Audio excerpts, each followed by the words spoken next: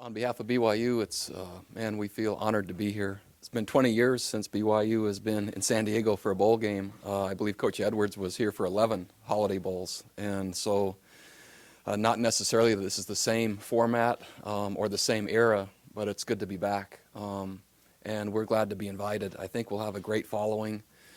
And certainly, I think it's going to be an exciting and a really tough and physical football game against a really good team. Rocky, I worked with for 6 years, 5 at New Mexico and maybe not a full year at Oregon State, but a lot of what I've learned coaching-wise and especially on the defensive side has come from him.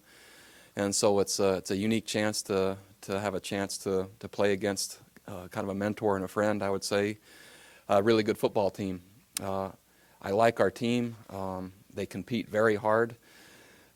It's been a very close year, difficult year, 3 or 4 more wins possibly out there, but I wasn't able to quite help our team enough to get those out. We're anxious to finish on a high note, know we have our work cut out for us, and really thrilled to be invited to play in the game. Our team is now, I've been the head coach for 8 years. This is our 8th bowl game, and I'm proud of our guys for helping our program do that. And anxious, we'll start to practice this upcoming Monday. That starts our finals week, and so they'll be balancing their schoolwork, etc., in preparation for the game, but it'll be really fun to cap our season, again, with postseason play against a great opponent, and another chance to improve our football team and our program, and I look forward to that. And so, again, I remember watching my brother play in the first Holiday Bowl and the second. I know exactly where I sat. I watched him play Navy in Indiana for games 1 and 2 at BYU. And so to now be on the field coaching 20 years later is going to be maybe more than that, a lot more than that, because that was Holiday Bowl 1 and 2. So now to be on the sidelines for a similar game is a little bit surreal, but I'm glad to be part of it and anxious to be a good partner, and hopefully we'll play well enough that it will be a really exciting game. What kind of boss was Rocky? Really good. So here's the thing that I learned most when our current staff asked me about my time with Rocky.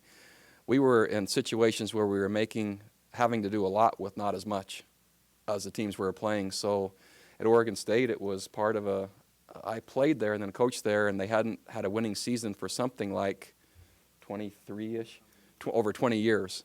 And yet Rocky had really high expectations of the players that he coached, regardless of what was thought that they could do or couldn't do. And so I learned a lot about setting expectations, and he set really clear expectations for coaches as well. Asked a lot, demanded a lot, but also the results showed quite a bit. At New Mexico, we won, I think, 3 games, then 4, then 5, then 6, then 7. The year I left, I think then they won 8, and every one of those was, man, it took a Herculean effort to get one more win.